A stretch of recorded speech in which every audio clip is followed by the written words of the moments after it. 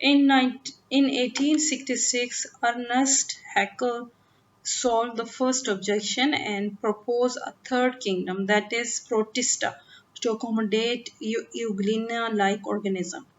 He also included bacteria in kingdom Protista. In this system, fungi or fungi were still included in plant kingdom. इसके दो to kingdom system के बाद three kingdom system आया उस वक्त आया जब अर्नेस्ट हैकल ने 1866 में 1866 में फर्स्ट ऑब्जेक्शन को सॉल्व करते हुए दो किंगडम के साथ एक तीसरी किंगडम भी ऐड की। एक तो प्लांट जिसमें होंगे सारे प्लांट लाइक ऑर्गेनिज्म, दूसरे एनिमल लाइक ऑर्गेनिज्म, और तीसरी किंगडम उसने बनाई प्रोटिस्टा। उसमें उसने यूग्लिना लाइक ऑर्गेनिज्म डाले, वो ऑर्गेनिज्म जिसमें प्लांट और एनिमल दोनों के कैरेक्टरिस्टिक मौजूद थे, उसको प्रोटिस्टा में डाला। इस सिस्टम में जो फंगस था या फंजाई था या फंगी था उसको प्लांट किंगडम में ही इंक्लूड किया गया। अब इस थ्री किंगडम सिस्टम के क्या ड्रॉबैक्स हैं? इसमें दो ड्रॉबैक्स अभी मौजूद हैं, ठीक है। वो क्या ड्रॉबैक्स हैं कि this system does not clear the difference between prokaryotes and eukaryotes. ये वही वाला डिफरेंस है, यही वाला ड्रॉबैक है जो दो किंगडम में भी था कि उन्होंने प्रोक्रियोट्स और यूक्रियोट्स को डिस्टिंग्विश नहीं किया था। प्रोक्रियोटिक सेल्स और यूक्रियोटिक सेल्स में बड़ा क्लियर डिफरेंस है, ठीक है। तो ग्रुपिंग में भी जो प्रोक्रियोट्स हैं उनको एक ग्रुप में होना चाहिए और जो यूक्रियोट्स हैं उनको दूसरे ग्रुप में होना चाहिए। जबकि इन थ्री किंगडम सिस्टम में और जो पहले जो था टू किंगडम सिस्टम में उसमें भी इस चीज़ को इम्पोर्टेंस नहीं दी गई थी, इस चीज़ को नहीं देखा गया था कि कौन से ऑर्गेनिज्म जो हैं वो प्रोक्रियोट्स हैं, कौन से यूक्रियोट्स हैं। जैसे बैक्टीरिया जो है वो प्रोक्रियोटिक है, ठीक है, और एनिमल्स और प्लांट जो है वो यूक्रियोट्स हैं, फंगस यूक्रियोट्स हैं। तो सम बिगेस्ट दूसरा जो ड्रॉबैक है कि some biologists disagree about the position of fungi in plant kingdom.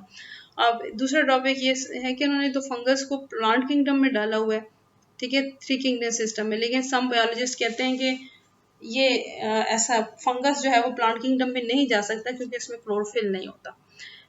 Fungi resemble plant in many ways but are not autotroph. ये खुद अपनी खुराक नहीं बना सकता, इसमें क्लोरोफिल नहीं होता इसमें, तो इसलिए अगरचे इसमें बहुत से ऐसे करेक्टरिस्टिक हैं जो प्लांट्स में भी हैं, लेकिन क्योंकि ये ऑटोट्रॉफ नहीं है इसलिए ये प्लांट किंगडम में नहीं आ सकता। There are special form of heterotroph. They are special form of heterotroph that get their food by absorption. ये अपनी खुराक जो है ना एब्जॉर्ब करके ज़मीन से लेते हैं, ये स्पेशल फॉर्म ऑफ हेटरोट्रॉफ है और ये अब्जॉर्ब करता है ज़मीन से अपनी खुराक। They do not have cellulose in their cell wall. अब प्लांट्स की तरह ना इसके पास क्लोरोफिल है ना इसके पास सेलुलोज है सेल वॉल में, बल्कि इसकी सेल वॉल जो है वो काइटिन से बनी हुई है।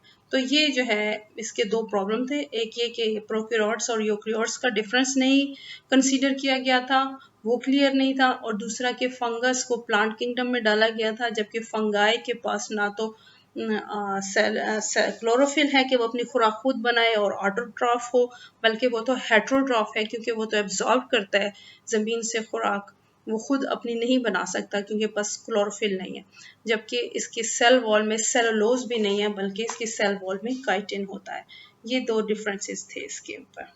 अब हम इसके बाद चलते हैं कि इसके इन ड्रॉबैक्स को कंसीडर करते हुए फाइव किंगडम सिस्टम बनाया गया। उस फाइव किंगडम सिस्टम में क्या क्या क्या चेंजेस थी कि उसको सबने एक्सेप्ट किया।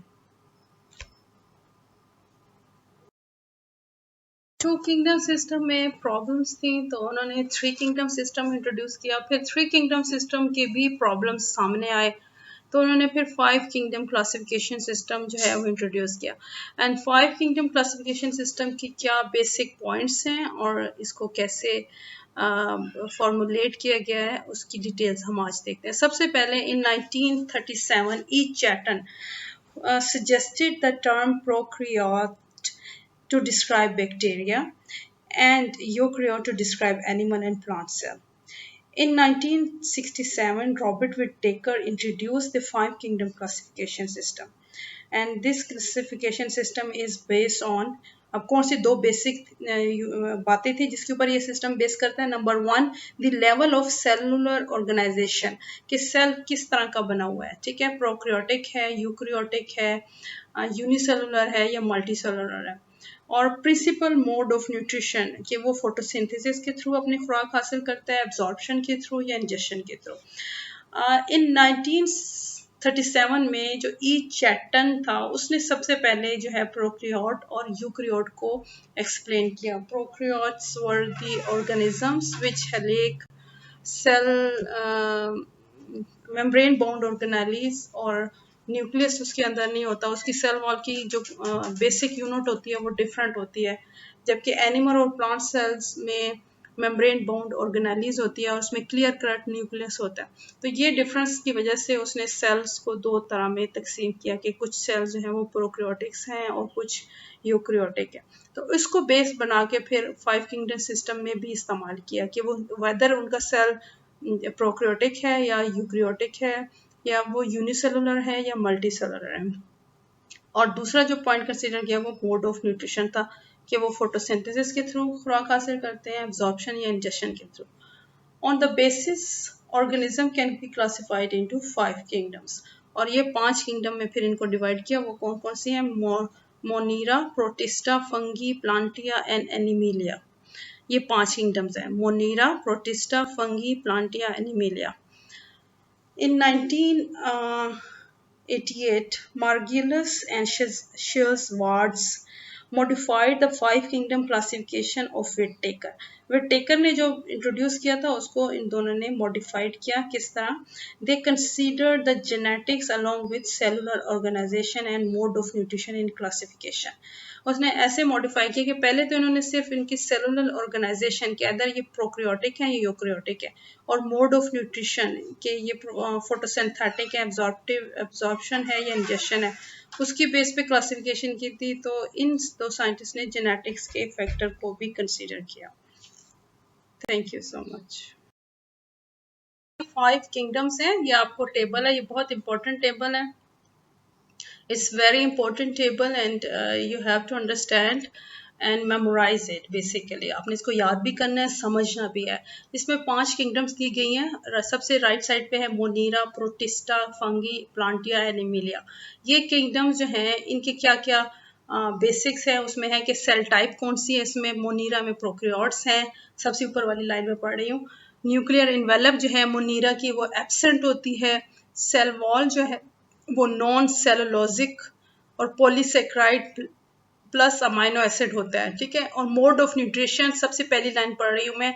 मोड ऑफ न्यूट्रिशन में ऑटोट्रॉफ और हेटरोट्रॉफ मोनीरा में दोनों शामिल हैं, जबकि मल्टी सेलुलरिटी के भाई सेल जो है वो सिंगुलर है या मल्टी सेलुलर है, तो इसमें सेल ये एब्सेंट होता है, ये सिंगुलर ही होते हैं, ठीक है। इसमें कोई मल्टी सेलुलर नहीं होता। इसके बाद प्रोटिस्टा आता है, उसकी ये 5 कैरेक्टर बताए गए हैं। 4 ये फंगिस के ये 5 कैरेक्टर कौन से हैं? फंगस में काइटिन होती है सेल वॉल में, और एब्सॉर्बिव हेटरोट्रॉफ होते हैं। प्लांट सेल जो है वो यूक्रियोट होते हैं, इनमें न्यूक्लियर इन्वेलप प्रेजेंट होता है, सेलुलोज और पॉलीसेक्राइड होते हैं इसके सेल वॉल में, और ये फोटोसिंथेटिक होते हैं। ये टेबल आपने याद भी करना है और उसको समझना भी है, ये बहुत इंपॉर्टेंट टेबल है। और इसमें अगर आपको कोई प्रॉब्लम आती है तो आपने मुझसे पूछना है कि मैडम ये मसला है या क्या समझ नहीं आ रही। होमवर्क है, इसमें आपने क्वेश्चन नंबर 1, 2, 3 इसको राइट करना है अपने रूल शीट्स के ऊपर। इस सबसे पहले तो आप इनको याद करें, याद करने के बाद फिर आपने इसको लिखना है फ्लो शीट पे। और ये 2 लिंक्स हैं, अगर आपके पास नेट अवेलेबल हो तो ये 2 लिंक्स आप खोल के आप ये वीडियो भी देख सकते हैं, लेकिन ज़रूरी नहीं है। लेकिन अगर आपके पास फैसिलिटी है तो आप इसको भी देख सकते हैं फिर अपने अंडरस्टैंडिंग के लिए। ये बेटा यहाँ आपका लेक्चर ख़त्म होता है। लिखने के साथ साथ याद करना ज़्यादा इम्पोर्टेंट है, क्योंकि पेपर में आपने याद करके ज़बानी लिखना होगा। तो ये इस टाइमिंग में पहले आप इसको याद करेंगे और फिर लिखेंगे। Thank you so much.